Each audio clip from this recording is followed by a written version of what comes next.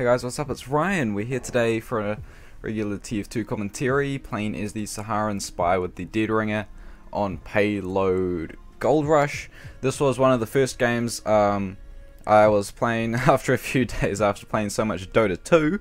So it's not great, but it's definitely alright. And there's one thing I want you guys to notice in this video while I talk. At the start here, you'll see me and this other spy just kind of waiting in a corner. See, that's him. You just saw him.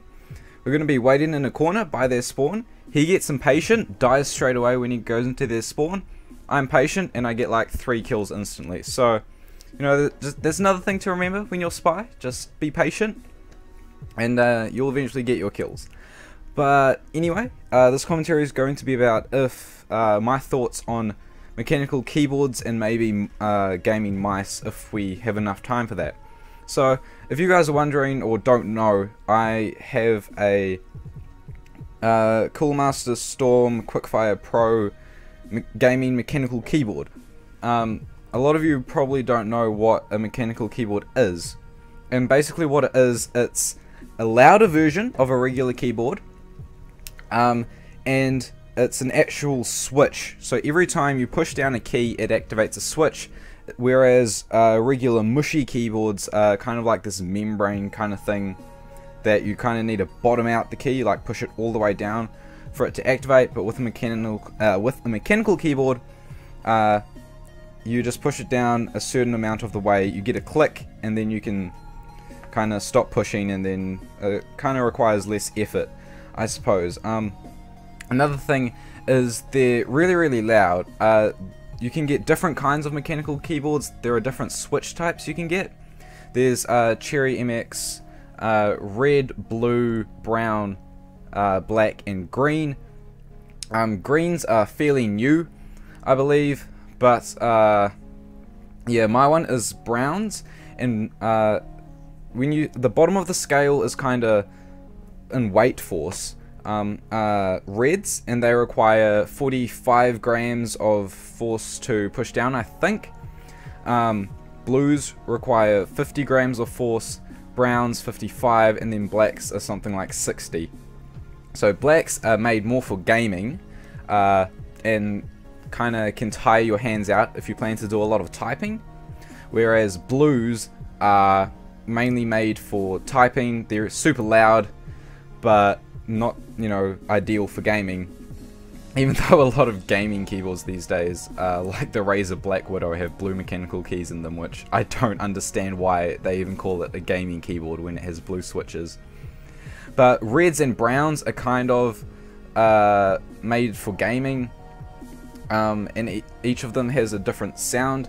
The reds do require less force than the blues, but they have more of a kind of bump noise than a click noise, kind of. So I'll just quickly kind of mash some keys, and hopefully you can hear kind of what browns sound like. Yeah, that's what brown keys sound like. You guys probably hear it during my live commentaries. It kind of sounds like a controller when I'm kind of, you know, using the W, A, S, and D keys. But I have my old keyboard here, and it's a mushy keyboard. I'll just kind of push that down so you can hear the difference. So as you can tell, it's kind of more of a mushy sound as well. It's not really a click noise, it's more of a just a yuck sound. And if you can even hear the sound, it's just yuck. But there's another thing to note with mechanical keyboards.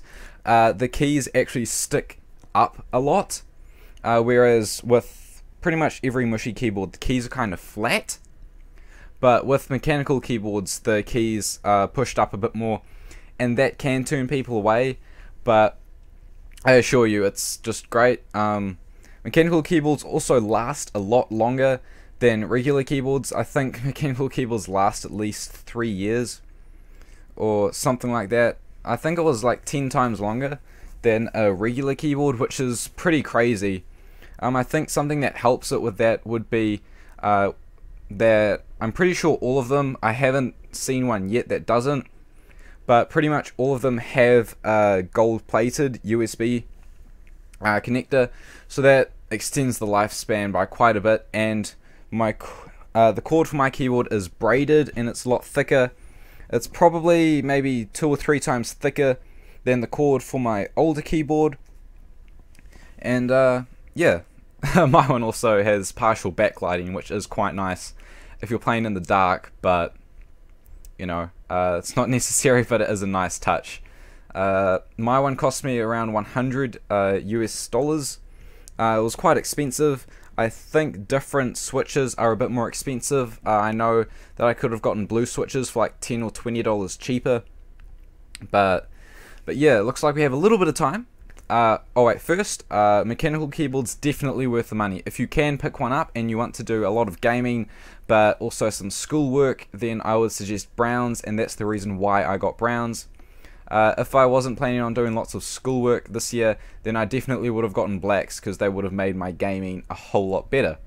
So, also I have the CM Storm Recon gaming mouse. It has 4 different DPI settings, 800, 1600, 3200, and 4000. You can switch them whenever you feel like, with 2 buttons right below the mouse wheel, and it also has 2 buttons on either side, so it is an ambidextrous mouse as well. So in total it has around like 7 or 8 buttons or something. I can't be bothered counting now because we don't have much time. But you can also change the lighting of it, some of the buttons, the mouse wheel, the 2 DPI changing buttons, and the logo on the back. You can customize each individual color, and it is an amazing mouse, extremely high quality, gold-plated USB, just like the keyboard. It's the same brand as the keyboard. But anyway, gaming mice, definitely worth getting. Thanks heaps for watching the video, guys. Be sure to subscribe for more, and I will catch you later for another video.